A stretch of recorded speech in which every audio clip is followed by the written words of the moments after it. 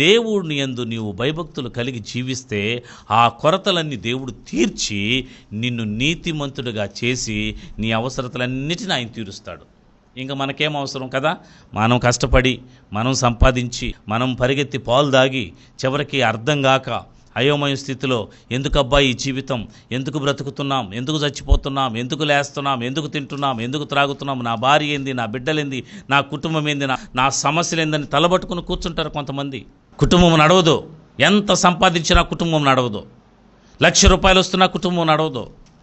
కుటుంబంలో అన్ని సమస్యలే, కుటుంబంలో అన్ని బాధలే, కుటుంబంలో అన్ని వేదనలే, కుటుంబంలో అన్ని ఇబ్బందులే. ఎందుకయ్యా అని ఆలోచన చేస్తే అసలు నువ్వు ఏ స్థితిలో ఉన్నావు అనేది జ్ఞాపకం చేసుకోవాలి. మొట్టమొదటిగా నేను ఏ స్థితిలో ఉన్నాను, ఇవన్నీ నాకు ఎందుకు కలుగుతున్నాయి? నేను దేవుని బిడ్డను కదా.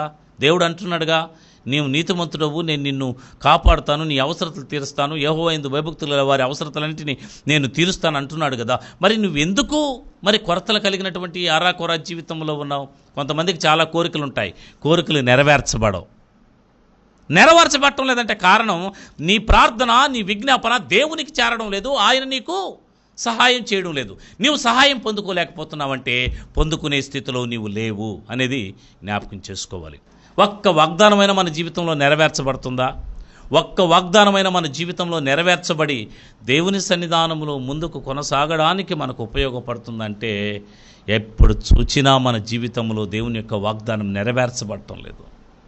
అందుకనే మనము వేదనతోనూ, కష్టాలతోనూ, బాధలతోనూ, ఇబ్బందులతోనూ మనము ముందుకెళ్తున్నాం. అందుకే అంటాడు, నీతిమంతుడు మొర్రపెట్టగా ఆయన ఆలకించును, వారి శ్రమలన్నిటిలో నుండి ఆయన విడిపించును. Praise the lord.